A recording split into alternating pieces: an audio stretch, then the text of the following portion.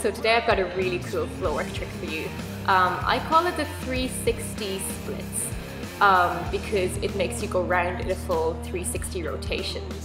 It's also known as coda splits, as it was first performed by the amazing Olga Coda, who is visiting our studio on October 10th for workshops, so make sure you check out our website to begin for that.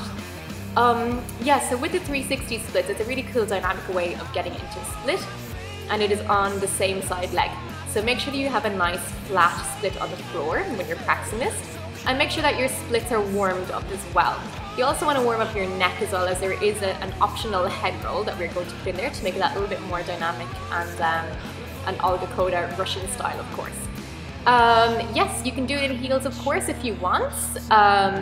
It is a good idea to have something on your feet, so that way you're not going to hurt your toes, as there is a lot of rubbing against the floor here. It can cause a bit of friction. So let's get our heels on, if you prefer, and we'll get started.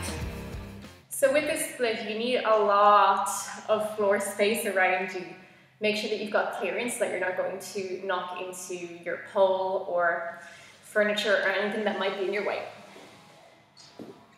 So the beauty of this split is that it's all on the same side, which is quite convenient if you have a more flexible side. I suggest you try it on your more flexible side first, and then work to training it on your less awesome or less flexible side. We always call it the less awesome side here at Irish Pole Dance Academy. Yeah, so once you understand the coordination, it's easy to transfer it to your other side. It can be a bit confusing, so I'm going to do it really, really slow. Then as you get the rhythm of it, the goal is to make it as fast as possible. If you watch Olga Coda's videos, she does it at lightning speed and it looks really, really cool. But start slow and then work towards doing that. So we're going to get into a split. I'm going to do this on my left leg. I prefer my left leg splits. If you're a right leg splitter, just transfer everything to your opposite side. So I'm going to do a nice little leg wave to get into it nice and pretty. So like I extend the leg, slide it forward to a split. Now from here, my front foot, as you can see, I've got the shoe turned in towards me. So in a completely square split, my foot is going to be, well, in a heel, it's going to be flexed up towards me. Or in a turned out split, the shoe is pointing outwards. So you want this to be a little bit turned in. This makes your split a little bit easier for a start because it's unsquare. And also it's going to make it easier for us to glide around on the floor without getting stuck on our shoes. Of course, if you're not in heels, then you won't have this problem. So shoe turned in. So I'm rotating the big toe towards the midline of my body. Now, taking the weight onto my hands, they're both in the center. And what I'm going to do is I'm going to skate the left leg back, nice and slow. As I do so, the weight is coming onto my right knee. I'm going to push my bum all the way back, nice and high.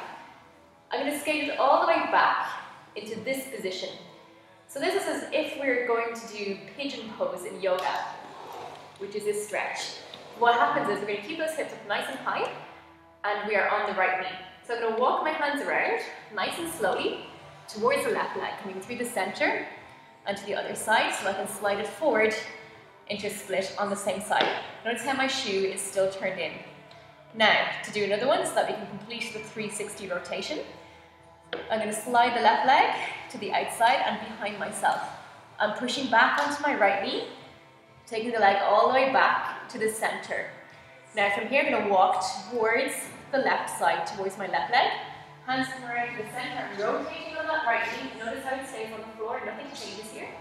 Once I'm back, facing my left leg, slide it forward, back to a left split.